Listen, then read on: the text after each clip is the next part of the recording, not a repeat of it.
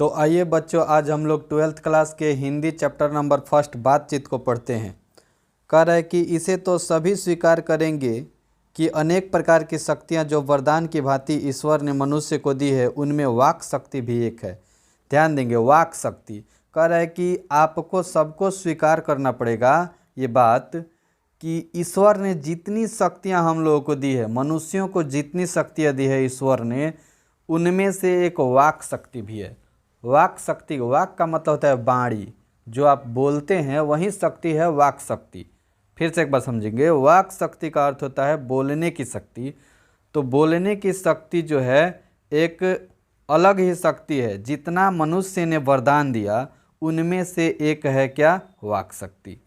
ठीक है, आगे चलते हैं। करे यदि मनुष्य की और इंद्रियां अपनी अपनी शक्तियों में अविकल रहती और वाक शक्ति मनुष्यों में न होती तो हम नहीं जानते कि इस गूंगी सृष्टि का क्या हाल होता। फिर ध्यान से सुनेंगे। कह रहा है कि यदि मनुष्य की और इंद्रियां अपनी अपनी शक्तियों में अविकल रहती, कहने का अर्थ है कि मनुष्य की जितनी इंद्रियां हैं वो अपने अपने शक्तियों में व्यवस्थित रहती, यानी कि पूरा का पूरा रहती। ध्यान समझिए, मनुष्य की जितनी इंद्रियां है उसकी अपनी पूरी शक्ति रहती और वाक शक्ति न होती। माने टोटल इंद्रियों की शक्ति होती लेकिन वाक शक्ति अगर नहीं होती तो सोचिए कि इस गूंगी सृष्टि का क्या हाल होता। बात समझ पा रहे हैं? कहने का अर्थ है कि सारी इंद्रियों की शक्ति आपको दे दिया जाए लेकिन एक वाक शक्ति आपको नहीं दिया जाए, वाक शक्ति एक छीन ली जाए, तो सोचिए कि इस सृष्टि का क्या हाल होगा। आप विचार कर सकते हैं। कह रहे हैं कि सब लोग लुंज पुंज से हो जाते, मानो कोने में बैठा दिए गए होते और कुछ सुख दुख का अनुभव हम अपनी दूसरी इंद्रियों के द्वारा करते और अवाक होने के कारण आपस में एक दूसरे से कुछ न कह सुन सकते। ध्यान समझिए, कह रहे अगर वाक शक्ति नहीं होती तो सब लोग लुंज पुंज से हो, मानो कोने में बैठा दिए गए होते। लुंज पुंज का मतलब कि सब लोग अस्त व्यस्त हो जाते, एक कोने में बैठे हुए रहते। समझिए, तो हम लोग अपने दुख सुख का अनुभव किसी से नहीं शेयर कर पाते, अगर शेयर करते भी तो बोल के नहीं करते, अपनी इंद्रियों द्वारा। इंद्री का मतलब जो आपको इशारों में आप बात करते। और कह रहे कि अवाक होने के कारण, यानी कि नहीं बोलने के कारण आपस में एक दूसरे से कुछ कह सुन नहीं सकते। कह सुन सकते, यदि वाक शक्ति नहीं दी गई होती तो सोचिए आप क्या करते। आप किसी से कुछ बात को शेयर नहीं कर पाते, आप इशारों में बात करते, अवाक रहते, इंद्रियों द्वारा इशारा करते। यही बात कहा जा रहा है। कह रहे कि इस वाक शक्ति के अनेक फायदों में स्पीच, वक्तृता और बातचीत दोनों है। बात समझिए, कह रहे वाक शक्ति के अनेक फायदों में स्पीच जो है वक्तृता और बातचीत दोनों है। मतलब स्पीच में वक्तृता भी होती है और बातचीत भी होती है। वक्तृता का मतलब होता है बोलने की कला। अब कह रहा है कि किंतु स्पीच से बातचीत का ढंग ही निराला है। जो स्पीच होता है, स्पीच से बातचीत करने का जो ढंग होता है एक निराला है, मतलब एक अलग है, अद्वितीय है। स्पीच से बातचीत करने का ढंग जो है एक अलग है, निराला है। कह रहे बातचीत में वक्ता को नाज नखरा जाहिर करने का मौका नहीं दिया जाता। बातचीत का मतलब सिंपल, साधारण। आप जब बातचीत कर रहे होते हैं तो उसमें नाज नखरा जाहिर करने का मौका नहीं मिलता है। नाज नखरा समझ रहे हैं?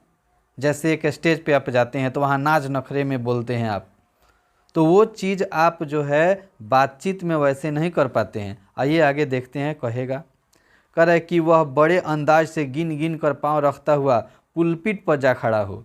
मतलब आप बातचीत करते हैं तो आपको ऐसा नहीं होगा कि आपको एक पोडियम पे, एक मंच पे जाके पुलपिट पर खड़ा हो जाएं और आप वहाँ से खड़े होकर के तब बातचीत करें। ऐसा होता है क्या? नहीं। कह रहे कि और पुण्याहवाचन या नांदी पाठ की भांति घड़ियों तक सहबान मजलिस, चेयरमैन, लेडीज एंड जेंटलमैन की बहुत सी स्तुति करे करावें और तब किसी तरह वक्तृता का आरंभ करे। कह रहा है कि जो बातचीत होती है, बातचीत में आपको ऐसा नहीं होगा कि आप जो है किसी स्टेज पे खड़े होंगे। पुण्याहवाचन का मतलब जैसे कोई धार्मिक कर्मकांड किया जाता है तो वहाँ पे मांगलिक श्लोक पढ़ा जाता है तब शुरू किया जाता है, तो वैसा आपको बातचीत में नहीं होता है। जैसे आप देखेंगे कोई कलाकार आता है और स्टेज पे चढ़ता है तो वो पुण्याहवाचन करता है। पहले वो गणेश वंदना करेगा, भगवान ईश्वर की स्तुति करेगा, भगवान का नाम लेगा, तब जाके कोई भी सॉन्ग को प्रस्तुत करता है। तो वो अलग चीज़ हो गया। आप सिंपल जब बातचीत करेंगे तो वहाँ ये सब मौका आपको नहीं दिया जाएगा। पुण्याहवाचन का या नांदी पाठ, मतलब जैसे कोई नाटक प्रस्तुत करते हैं तो हम मंगल बात हम लोग कहते हैं, तो वो चीज़ सिंपल बातचीत, साधारण बातचीत में आपको नहीं मिलेगा। कह रहे कि जैसे नांदी पाठ की बात है, घड़ियों तक साहबान मजलिस, जैसे हम लोग शुरू में जब जाते हैं तो अनेक बातें कह करके पुकारते हैं, साहबान मजलिस, चेयरमैन, शुरू में हम लोग कहते हैं चेयरमैन, लेडीज एंड जेंटलमैन की बहुत सी स्तुति करे करावें, और तब किसी तरह की वक्तृता का आरंभ करें। मतलब शुरू में जो हम लोग पुकारते हैं, जो भी शब्द कहते हैं प्रस्तुत करने के लिए, वो सभी चीज़ बातचीत में आपको नहीं होगा। कह रहा है कि जहाँ कोई मर्म या नोक की चुटीली बात वक्ता महाशय के मुख से निकली कि ताली ध्वनि से कमरा गूंज उठा। बात समझिए, जहाँ कोई मर्म का मतलब होता है रहस्य। मान लीजिए कोई रहस्यमयी बात कहा जाए, कोई चुटीली बात कहा जाए। चुटीली बात जैसे देखिएगा स्टेज पे चुटीली बात जब कलाकार लोग कहता है तो सब लोग हंसने लगते हैं, वो बातचीत में नहीं मिल सकता। कह रहे वो एक अलग चीज़ हो गया। तो कह रहे कि कोई चुटीली बात वक्ता महाशय के मुख से निकली कि ताली ध्वनि से कमरा गूंज उठा। कोई चुटीली बात होती है तो देखते हैं कि ताली बज उठता है, कोई रहस्यमयी बात कहा जाता है तो ताली से कमरा गूंज उठता है। क्या ये बातचीत में मिलेगा? नहीं, बातचीत में ऐसी कोई चुटीली बात नहीं कही जाती है।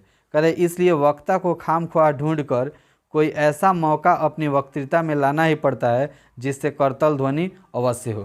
कह रहा है कि इसलिए जो वक्ता होता है, वक्ता का मतलब जो बोलने वाला होता है, जो रंगमंच कार्य प्रस्तुत कर रहा होता है, उसको खामख्वाह का मतलब बेवजह का, बेमतलब का भी ऐसा बात ढूंढना पड़ता है कि मतलब वक्ता को ऐसा लगे कि वक्ता सुने और वो आनंदित हो जाए।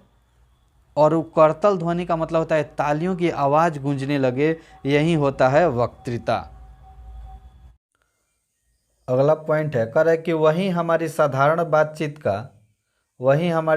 बातचीत का कुछ ऐसा घरेलू ढंग है कि उसमें न करतल ध्वनि का कोई मौका है, न लोगों के कहे उड़ाने की कोई बात ही रहती है। बात समझिए, साधारण बातचीत का मतलब है सिंपल आप बातचीत दो आदमी करते हैं तो उसमें करतल ध्वनि का कोई मौका नहीं रहता है।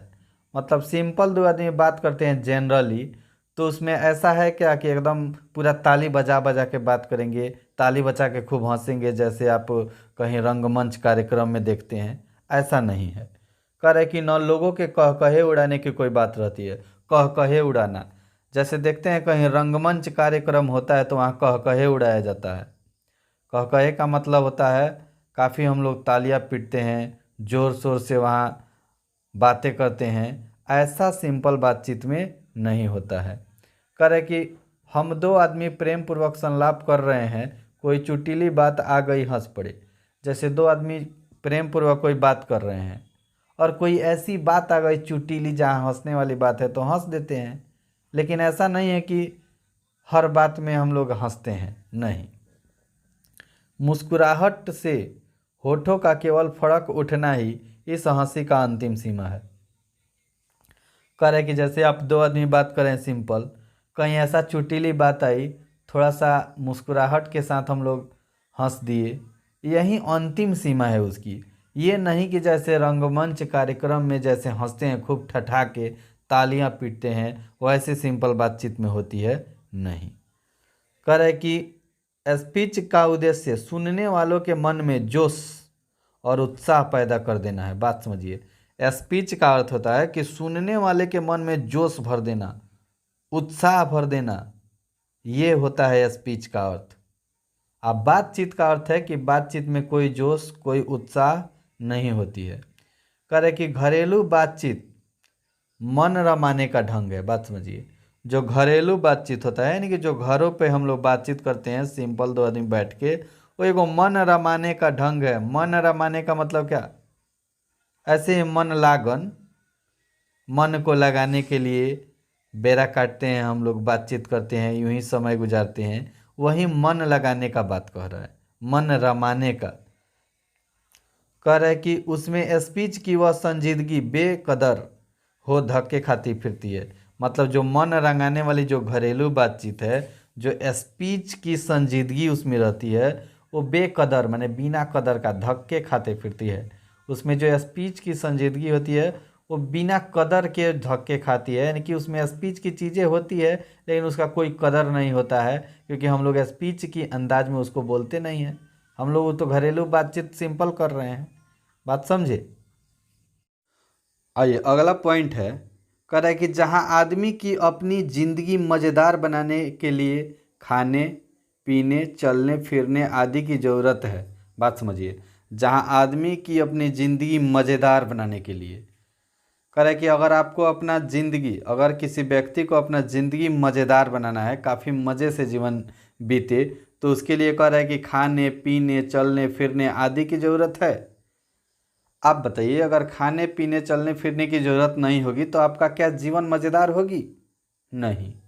कह रहा है कि वहाँ बातचीत की भी उसको अत्यंत आवश्यकता है। बात समझिए, जिस प्रकार आपको खाने पीने चलने फिरने की जरूरी है, ठीक उसी प्रकार वहीं पे आपको बातचीत की भी उतना ही जरूरी है, उतना ही आवश्यकता है। कह रहे कि जो कुछ मवाद या धुआं जमा रहता है वह बातचीत के जरिए भाप बनकर बाहर निकल पड़ता है। बात समझिए, कह रहे कि जो कुछ मवाद, जैसे घाव देखे हैं, घाव में मवाद रहता है ना, मवाद, तो घाव बहुत दर्द करता है। वही मवाद जब निकल जाएगा बाहर तो घाव आपको हल्का हो जाएगा, आपको घाव उतना दर्द महसूस नहीं होने देगा।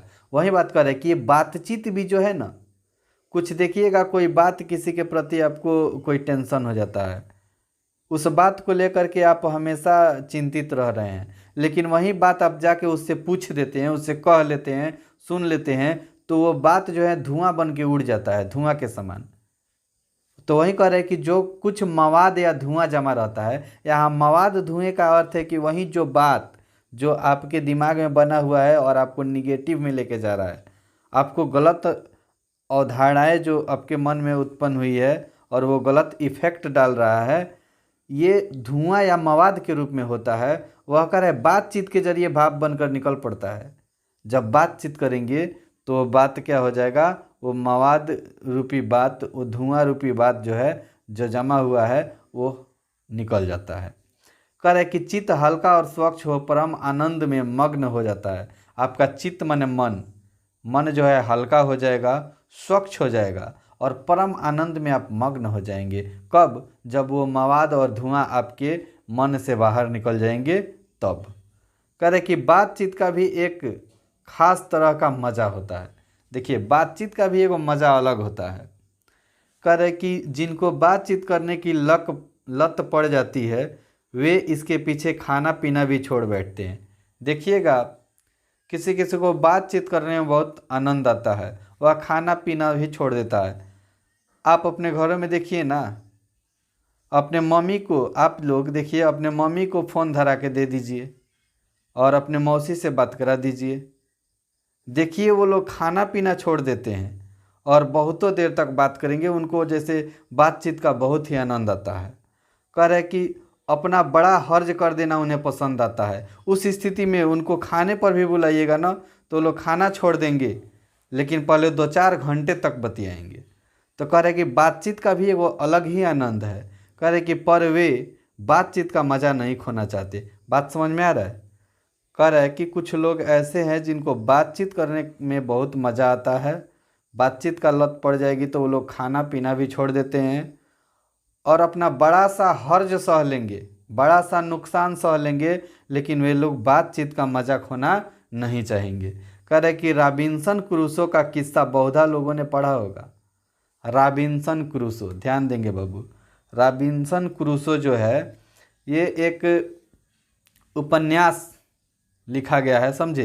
ये उपन्यास का नाम है रॉबिन्सन क्रूसो। कह रहे उस किस्सा को बहुत से लोगों ने, इंग्लैंड का कोई राइटर है बाबू, डैनियल डिफो, बात ध्यान से सुनिए, इंग्लैंड का एक राइटर है डैनियल डिफो, जिसने रॉबिन्सन क्रूसो के नाम से एक उपन्यास लिखा है और कह रहा है कि वो उपन्यास जो है बहुत ही चर्चित है।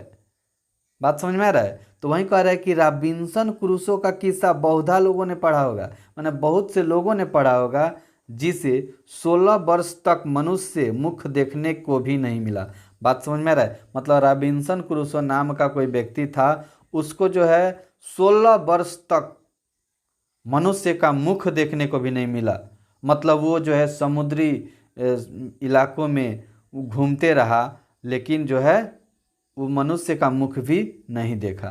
कह रहे कि कुत्ता बिल्ली आदि जानवरों के बीच रह 16 वर्ष के उपरांत उसने फ्राइडे के मुख से एक बात सुनी।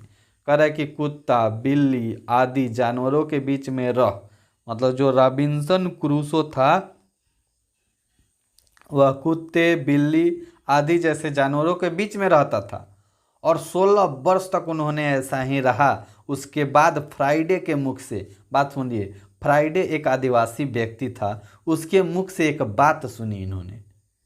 बात समझे? उसी जंगली जानवरों के बीच में रह करके एक ऐसे जगह पर इन्होंने पहुंचा, समझे, जहां एक आदिवासी व्यक्ति का नाम दिया फ्राइडे।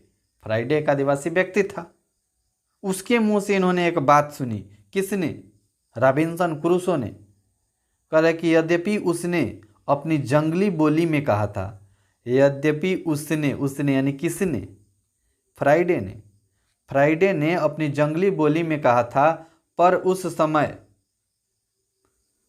कह रहा है कि पर उस समय रॉबिन्सन क्रूसो को ऐसा आनंद हुआ मानो उसने नए सिरे से फिर से आदमी का चोला पाया। बात समझिए, कह रहा है कि रॉबिन्सन क्रूसो को फ्राइडे से जब मुलाकात हुआ, उनसे कुछ बातें सुनी, तो इनको ऐसा अनुभव हुआ, ऐसा आनंद हुआ कि जैसे फिर से इन्होंने आदमी का चोला पहन लिया है, यानी कि फिर से नए जीवन इनको मिला हुआ है, नए मनुष्य जीव में इन्होंने जन्म लिया है, ऐसा इनको महसूस हो रहा था। कह रहे कि इससे सिद्ध होता है कि मनुष्य की वाक शक्ति में कहाँ तक लुभा लेने की ताकत है। ये बात कह रहे हैं कौन? रॉबिन्सन क्रूसो ने, कि इससे ये सिद्ध हो जाता है कि मनुष्य की वाक शक्ति का मतलब होता है बाणी, बात में जो शक्ति है, वाक शक्ति है, उसमें लुभा लेने की ताकत है। देखते हैं बहुत से लोग अपने बाणी में, बातों में लुभा लेते हैं बहुत से लोगों को।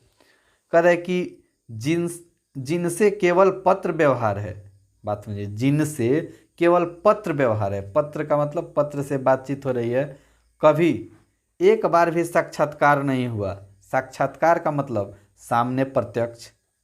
कह रहा है कि जिनसे केवल, मान लीजिए पत्र व्यवहार से बात हो रही है, लेकिन साक्षात्कार एक भी बार नहीं हुआ है, मतलब सामने प्रत्यक्ष बात नहीं हुई है, उन्हें अपनी प्रेमी से बातें करने की कितनी लालसा रहती है। कह रहे कि जिस व्यक्ति को केवल पत्र से बातचीत हो रही है, साक्षात्कार नहीं हुआ है, यानी प्रत्यक्ष बात नहीं हो रहा है, उन्हें अपनी प्रेमी, माने जिससे वो बात करना चाह रहे हैं, उससे कितनी लालसा रहती है कि एक बार भी उनसे, मतलब कभी साक्षात्कार सामने बात होती। कह रहे कि अपना अभ्यांतरिक भाव दूसरे पर प्रकट करना और उसका आज से आप ग्रहण कर लेना शब्दों के द्वारा ही हो सकता है। बात समझिए, कह रहे कि अपना अभ्यांतरिक भाव दूसरे पर प्रकट करना, मतलब अपने आंतरिक भावना, अभ्यांतरिक का मतलब आंतरिक, कह रहे अपने मन की आंतरिक भावना को दूसरे पर प्रकट करना और उसका आज से अपने से ही ग्रहण कर लेना, माने खुद से आज से समझ लेना, शब्दों के द्वारा ही हो सकता है। ये किससे संभव है? शब्दों से। कह रहे कि सच है, जब तक मनुष्य बोलता नहीं तब तक उसका गुण दोष प्रकट नहीं होता। बात समझिए, कह रहे कि जब तक मनुष्य बोलता नहीं है तब तक उसका गुण दोष प्रकट नहीं होता। बात समझ रहे हैं? मनुष्य बोलता है तो ही उसके गुण और दोष प्रकट होता है। अगर आप नहीं बोलिएगा तो आपके गुण और दोष को क्या लोग जानेगा। कह रहे कि बेन जॉनसन का यह कहना कि बोलने से ही मनुष्य के रूप का साक्षात्कार होता है। कह रहा है कि बेन जॉनसन का यह कहना है, माने बेन जॉनसन कहते हैं कि बोलने से ही मनुष्य के रूप का साक्षात्कार होता है। माने अगर जब तक आप बोलिएगा नहीं तब तक आपका साक्षात्कार मतलब इंटरव्यू, आपके इंटरव्यू कैसे लोग पता कर पाएंगे। आपको बोलने से ही आपके बारे में कोई भी व्यक्ति जान पाएगा कि आप क्या हैं, कितना जानते हैं, कितना जानकारी रखते हैं। तो इसलिए आपके रूप का साक्षात्कार होता है किससे? आपकी वाणी से, आपके बोलने से। ये बात कौन कह रहे हैं? Ben Jonson. ये ऑब्जेक्टिव में पूछे जा सकते हैं कि बेन जॉनसन का क्या कहना है कि बोलने से मनुष्य का साक्षात्कार होता है, या पूछ सकता है कि बोलने से ही मनुष्य के रूप का साक्षात्कार होता है। ये कथन किनका है? तो बेन जॉनसन का है। कह रहे बहुत ही उचित जान पड़ता है और बहुत ही उचित बातें जान पड़ रहा है।